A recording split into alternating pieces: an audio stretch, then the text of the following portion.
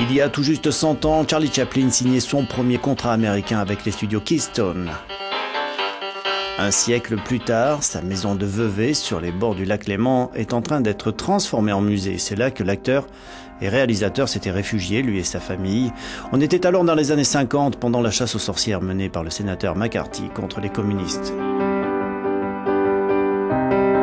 Le musée se veut plus qu'un manoir de style néoclassique planté au milieu de 7 hectares, une grande demeure où il est mort en 1977.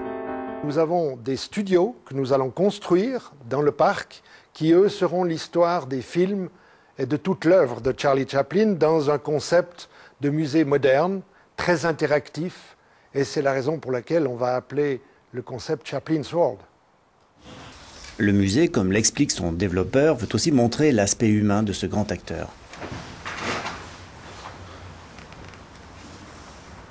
Mais ce musée va aussi beaucoup insister sur la dimension de son œuvre, la dimension à la fois drôle et touchante de l'œuvre cinématographique qu'il nous a laissée. Charlie Chaplin était un grand humaniste. Ses films étaient profondément sociétaux et humanistes, et nous allons véritablement mettre en évidence ce point de vue. Laura Chaplin, sa petite fille, est une artiste qui vit entre l'Angleterre et la Suisse. Elle a dédié une partie de son travail à son grand-père.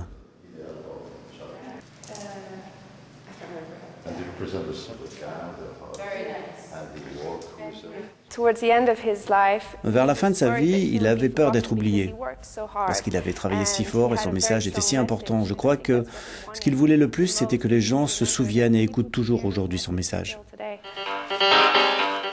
Le musée Chaplin sur les bords du lac Léman doit ouvrir ses portes au courant de l'été 2015.